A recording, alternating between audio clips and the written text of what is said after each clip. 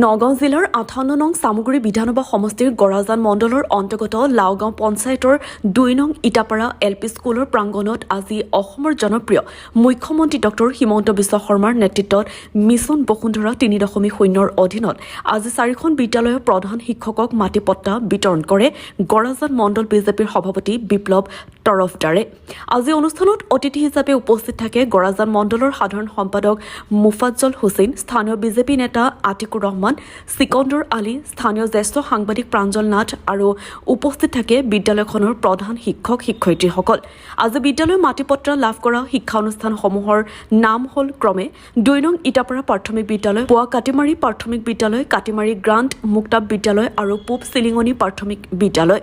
আজি অনুষ্ঠানটো পৰিচালনা কৰে 2 নং ইটাপাৰা প্ৰাথমিক বিদ্যালয়ৰ প্ৰধান শিক্ষয়িত্ৰী আইজুন নেহাৰে। নগাঁৱৰ পৰা প্ৰাঞ্জল নাথৰ ৰিপৰ্ট। আজি 2 নং প্ৰাথমিক হেৰি বুলি নহয়, আজি আমাৰ ইয়াত গৰাজান উন্নয়ন খণ্ডৰ অন্তৰ্গত ইয়াত 5খন মাটিৰ পাট্টা, 5খন মাটিৰ পাট্টা ইয়াত বিতৰণ কৰা হৈছে। ইয়াত স্কুলৰ সভাপতি প্ৰধান শিক্ষকসকল উপস্থিতিত তেখেতে মাটিৰ পাট্টা ল'লে। আমি দি ভালেই লাগিছে, আনন্দিত লাগিছে আৰু গৌৰৱ অনুভৱ হৈছে। আমাৰ যথেষ্ট মুখ্যমন্ত্ৰী হিমন্ত বিশ্ব শৰ্মা ডাঙৰীয়াৰ নেতৃত্বত যি বসুন্ধৰা 3ৰ জৰিয়তে আমি দেখা পাইছো। আজি এটা সময় আছিল, আজি মাটিৰ নামজাৰি কৰিবলৈ হলে অফিচত ঘূৰি ঘূৰি আবাতৰি খাব লাগে, চেণ্ট্ৰেল খৰ খাব লগা হৈছে। আৰু আজি এটা দিন আহিছে, আমি অকল অনলাইনত এপ্লিকেশ্যনটো কৰি দিলে আমি দেখা পাইছো 2-3 দিনৰ পিছত মণ্ডলে আহি চাই নামজাৰি কৰি আৰু মাটিৰ পাট্টা আজি গ্ৰাহকৰ ৰাইজৰ ঘৰত দিবলৈ আজি বাধ্য। আজি যি পৰিৱৰ্তন, যি বিকাশ আজি মুখ্যমন্ত্ৰী হিমন্ত বিশ্ব শৰ্মা ডাঙৰীয়াৰ কাৰণে আজি সম্ভৱ হৈছে। আৰু বিশেষকৈ এই আজি 5খন স্কুলৰ নামত মাটিৰ পাট্টা আজি নাছিল। আজি বসুন্ধৰা 3ৰ জৰিয়তে স্কুলৰ 5খন স্কুলৰ মাটিৰ পাট্টা পাবলৈ সক্ষম হৈছে। আমি আনন্দিত গৌৰৱিত হৈছো যে আমাৰ চামগুৰি সমষ্টিৰ অন্তৰ্গত আমি আজি বসুন্ধৰা 3ৰ জৰিয়তে 9খন স্কুলত আজি মাটিৰ পাট্টা পাবলৈ সক্ষম হৈছে। আৰু দীৰ্ঘদিনীয়া যি সমস্যা, এই সমস্যা আজি সমাধান হৈছে। ধন্যবাদ। মই আজি প্ৰায় 1994 চনত আমাৰ স্কুলখন স্থাপিত হৈছে। ইয়াৰ পৰাই আমি একচনীয়া মাটি লৈ পেলাই স্কুলটো গড় বনাই পেলাই আমি পঢ়াই আছো। ইমান দিনৰ মূৰত আমাৰ স্কুলৰ ভূমি পট্টাটো আমি হাতত পালো, বহুত আনন্দিত লাগিছে। আৰু আমাৰ অসম চৰকাৰক মই বহুত বহুত ধন্যবাদ জনাইছো। হয় বাইদেউ, এই শিক্ষানুষ্ঠানৰ অতি পুৰণি শিক্ষানুষ্ঠান আপোনাৰ আমাৰ শিক্ষানুষ্ঠানটো 2013 চনতে আমাৰ অসম চৰকাৰে লৈছে। তাৰ পৰাই আমি একচনীয়া মাটিতেই পঢ়াই আছো। এতিয়া আমি হেৰিত বসুন্ধৰাত এপ্লাই কৰিছো।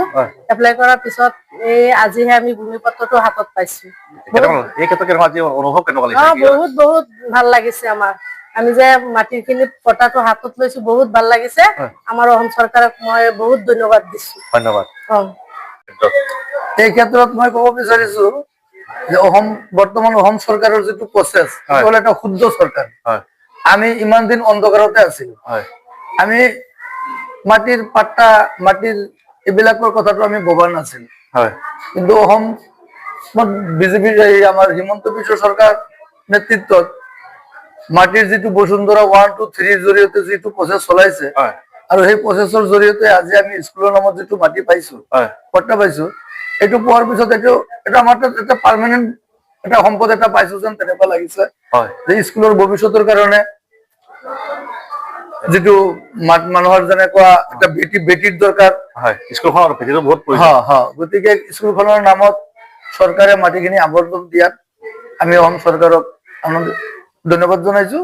আৰু আমি স্কুল কমিটিৰ তৰফৰ পৰা মই স্কুলৰ প্ৰধান শিক্ষক হিচাপে আনন্দিত হৈছো। ইয়াৰ আগতে আপোনালোকে বহুত মণ্ডল অফিচত সভাপতি হ'ব লাগে, কিন্তু হিমন্ত বিশ্ব যিটো এটা পদক্ষেপ গ্ৰহণ কৰিছে, কি ক'ব?